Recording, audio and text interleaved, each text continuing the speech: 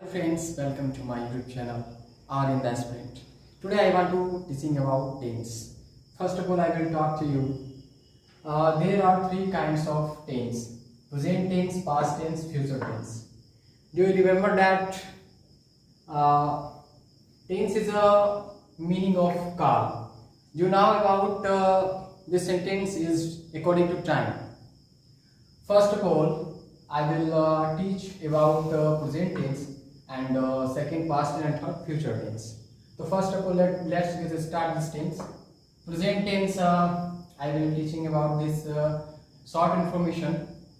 So look at this. Present tense मतलब आपका जो वर्तमान काल होता है.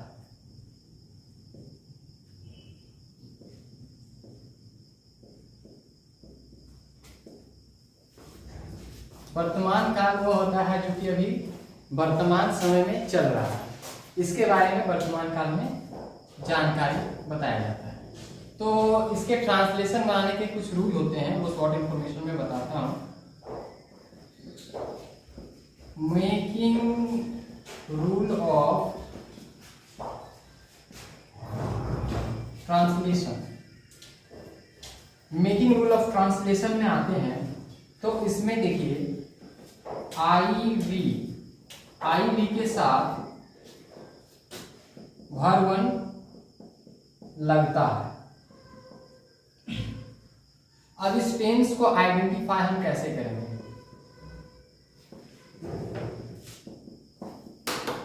Identify this tense. इस टेंस को आइडेंटिफाई करने के लिए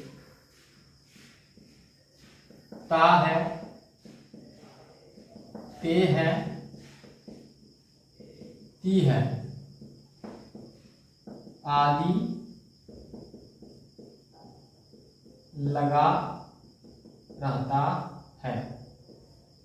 तो ये जो आपका प्रेजेंट टेंस है उसको आइडेंटिफाई करने के लिए ता है, ते है, ती है इत्यादि जिस सेंटेंस में लगा रहेगा अंत में, तो उससे हम पहचान लेंगे कि ये प्रेजेंट टेंस है.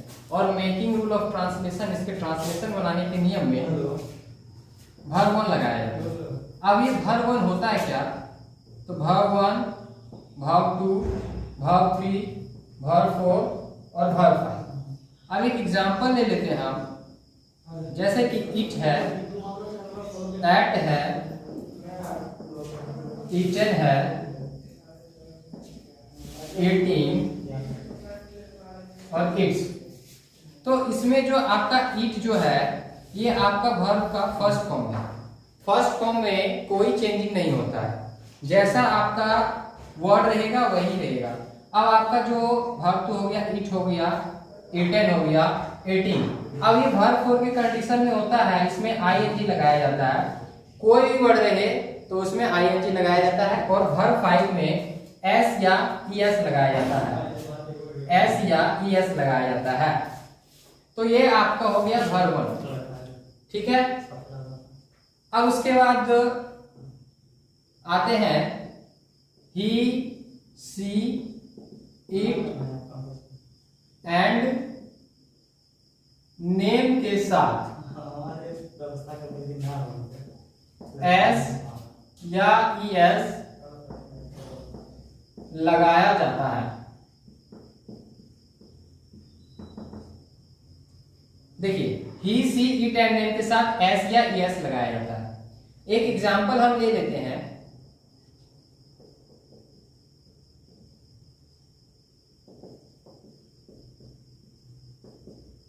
रोहित आम खाता है.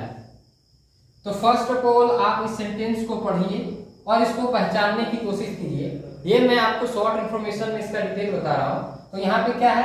ता है. तो यहाँ पे मैंने बताया था कि प्रेजेंट टेंस में आइडेंटिफाई करने के लिए ता है, ते है, ती है इत्यादि लगा रहे हैं. तो आइडेंटिफाई मैंने कर लिया कि ता है. ठीक है. तो ये पता चल गया कि ये आपका प्रेजेंट टेंस है. अब प्रेजेंट टेंस में 4 काइंड होते हैं. प्रेजेंट टेंस में भी 4 काइंड होते हैं. इसके 4 काइंड होते हैं, इसके 4 काइंड होते हैं और इसके 4 काइंड होते हैं. तो ये जो मैं आपको बता रहा हूं ये शॉर्ट इंफॉर्मेशन, ये आपका है present indefinite tense, present indefinite tense, जिसे हम बोलते हैं सिंपल टेंस, इसे हम सिंपल टेंस बोलते हैं। तो मैं इसी के रूल आपको बता रहा हूं, ठीक है। अब आते हैं यहाँ क्या है, रोहित, ROHIT, रोहित। रोहित आम खाता है, तो पहले इसका क्या बनाएंगे, खाता। क्या खाता है, आम। तो खाना का क्या होता है, इट। अब देखिए यहाँ पे रोहित तो नाम है, ही सी इट एंड नेम, देखिए नेम, नेम आया यहाँ पे नेम, तो नेम के साथ क्या लगाया जाता है, एस या ES लगाया जाता है। तो यहाँ पे इट है तो इसमें हम एस लगा देंगे।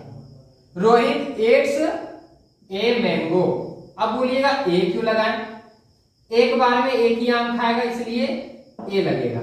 रोहित इट्स ए मैंगो, तो इसको सिंपल टेंस में बता दिया हूं। उसके बाद आते हैं इसके स्ट्रक्चर की ओर। स्ट्रक्चर में सबसे पहले आता है आपका असर्टिव सेंटेंस,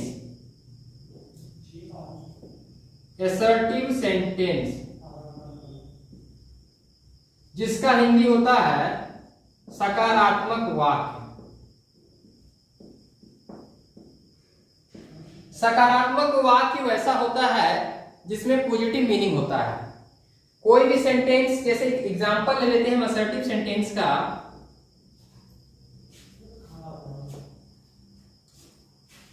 मोहित